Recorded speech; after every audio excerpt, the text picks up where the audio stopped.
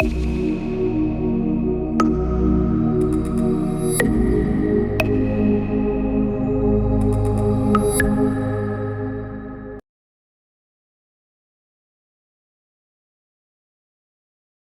Students, आज हम बात करने वाले हैं हमारे एक और एरर के बारे में जिसका नाम है सिस्टमैटिक एरर। हमने अभी तक डिजिटल डेटा के बहुत सारे एरर्स देख लिए हैं और उसको किस तरीके से रेक्टिफाई करेंगे वो भी समझ लिया है। अब नेक्स्ट जो हमारा एरर है वो है सिस्टमैटिक एरर। सिस्टमैटिक एरर जो है, इसका नाम हमने सिस्टमैटिक एरर इसलिए दिया है क्योंकि इसमें जितने भी एरर्स होंगे ये कुछ फॉर्मूलाज लगा के वो रेक्टिफाई हो सकते हैं। तो चलिए अब हम देख लेते हैं कि इस सिस्टमैटिक एरर्स में कौन कौन से एरर्स आते हैं। तो सबसे पहले जो हमको देखने को मिलेगा वो है scan skew error. Scan skew error मतलब कि जब आपका एयरक्राफ्ट कंटिन्यूअसली मूव कर रहा है, ठीक है, जब जो एयरक्राफ्ट है वो कंटिन्यूअसली कहाँ आपके बादलों में चल रहा है, जब वो मूव कर रहा है तो उस मूवमेंट के कारण क्या हो रहा है, उस मूवमेंट के कारण उसकी जो वेलोसिटी है उसके कारण क्या है, कुछ डिस्टॉर्शन आ रहा है।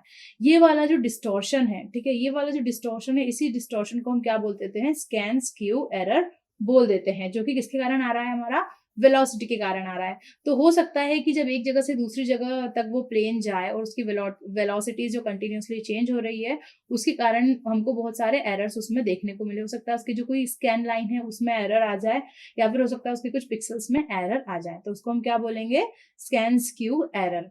नेक्स्ट जो एरर है हम उसकी बात करते हैं। अब इसी में आगे जब हम और देखेंगे, जब ये मूव कर रहा है तो उस मूवमेंट के साथ क्या होगा, कभी कभी वो आपका जो कैमरा है, जो आपकी लेंस है, वो लेंस क्या करेगी, वो अच्छे से कभी कभी क्या होगा, फोकस नहीं कर पाएगी। या फिर हो सकता है जब इमेजेस कंटिन्यूअसली कैप्चर हो रही हैं तो आपकी जो फोकल लेंथ है और आपका जो लेंस है वो ढंग से क्या है, कैलिब्रेटेड नहीं है अच्छे से। अगर ऐसा होता है कि आपकी फोकल लेंथ और लेंस जो है वो अच्छे से कैलिब्रेटेड नहीं होते हैं आपस में, तो भी आपको क्या मिलता है, कोलिनियरिटी ना होने के कारण, मतलब लीनियरिटी ना होने के कारण आपको एक और डिस्टॉर्शन देखने को मिलता है। ठीक है, वो जो डिस्टॉर्शन देखने को मिलता है वो भी किसका पार्ट है, सिस्टमैटिक एरर का ही पार्ट है।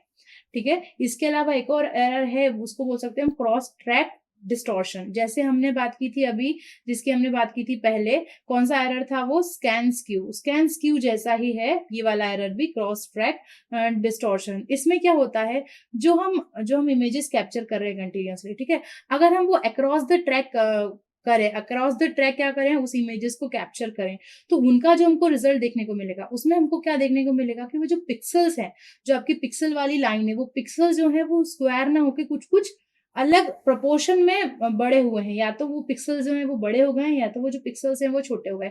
मतलब हम जिसने जब स्कैनिंग की है तो वो जो स्कैनिंग का एंगल है वो प्रॉपर नहीं हुआ। इसके कारण क्या हुआ, जो पिक्सल्स थे वो कंप्रेस हो गए या तो वो एक्सपैंड हो गए। तो इसके कारण जो हमें डिस्टॉर्शन देखने को मिलेगा, हम उसको क्या बोलते हैं, हम उसको बोलते हैं क्रॉस ट्रैक डिस्टॉर्शन। और ये जो डिस्टॉर्शन है उसको हम किसकी हेल्प से सही करेंगे, हम किसी भी ट्रिग्नोमेट्रिक फंक्शंस की हेल्प से क्या कर सकते हैं, सही कर सकते हैं। इसके अलावा जो नेक्स्ट डिस्टॉर्शन है वो कौन सा है, पैनोरामिक डिस्टॉर्शन हो सकता है। पैनोरामिक डिस्टॉर्शन क्यों होगा, जैसे पैनोरामिक कैमरे की जब हमने बात की थी, तो पैनोरामिक कैमरा क्या करता है, स्मॉल स्मॉल स्ट्रिप में क्या करेगा, इमेजेस को लेगा। अब वो स्मॉल स्ट्रिप में जब इमेजेस को ले रहा है तो वो बना किस में रहा है, पैनोरामिक इमेज को 2D में बना रहा है। वहीं पे जो एक्चुअल आपकी अर्थ है वो कैसी है, अर्थ में कुछ कर्वेचर है। तो इस कर्वेचर के कारण जो एरर आएगा आपकी पैनोरामिक इमेजेस में, उसको हम बोल देते हैं पैनोरामा डिस्टॉर्शन। इसके अलावा एक प्लेटफॉर्म वेलोसिटी के कारण भी एरर आएगा। जैसे या तो मतलब हम प्लेटफॉर्म वेलोसिटी मतलब कि अगर सैटेलाइट है तो सैटेलाइट की मूवमेंट के कारण भी, क्योंकि आपकी अर्थ भी कंटिन्यूअसली मूव कर रही है और आपकी सैटेलाइट भी कंटिन्यूअसली मूव कर रही है, तो सैटेलाइट के मूवमेंट के कारण या एयरक्राफ्ट के मूवमेंट के कारण जो एरर आएगा हम उसको बोल देंगे प्लेटफॉर्म वेलोसिटी एरर।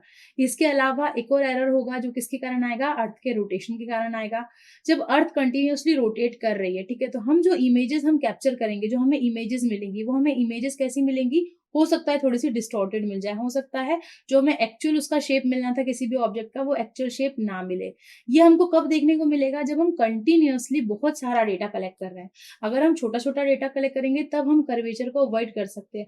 बट अगर हम सैटेलाइट की बात करें, जो कि ग्लोब में, हमारा जो बड़ा सा जो ग्लोब है उसको 1/3 कम से कम, मान लीजिए अगर एक सैटेलाइट है तो वो 1/3 ग्लोब को कवर कर लेती है। तो अगर वो इतना एरिया कवर कर रही है तो ऑब्वियस सी बात है, अगर वो 2D में इमेज देगी और अगर हमारा अर्थ जो है वो गोल है, स्फेरिकल है, तो हमको क्या मिलने वाला है, हमको कुछ एरर्स मिलने वाले हैं। तो वो रोटेशन के कारण भी एरर मिलेगा। जैसे हम इसको इस तरीके से समझ सकते हैं, जैसे मान लीजिए आपका एरोप्लेन चल रहा है और नीचे आपको जिसकी इमेज लेनी है वो कंटिन्यूअसली मूव कर रहा है। तो आपका एरोप्लेन भी मूव कर रहा है और आपका जो ऑब्जेक्ट है वो भी मूव कर रहा है। तो अब क्या होगा, आपको जो इमेजेस है उसको लेने में क्या होगी, इमेजेस को कैप्चर करने में प्रॉब्लम होगी।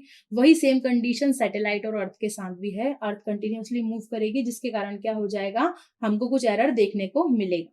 तो हमको अर्थ रोटेशन के कारण भी एरर देखने को मिलेंगे। ये सारे जो हैं ये सब किस में आते हैं, सिस्टमैटिक एरर्स में आते हैं। और सिंस ये सब सिस्टमैटिक एरर्स हैं तो हम सिस्टमैटिक एरर्स को आसानी से रिमूव भी कर सकते हैं। अब नेक्स्ट वीडियो में हम देखेंगे नॉन सिस्टमैटिक एरर्स को और उसको कैसे करेक्ट करते हैं वो भी समझेंगे। Thank you.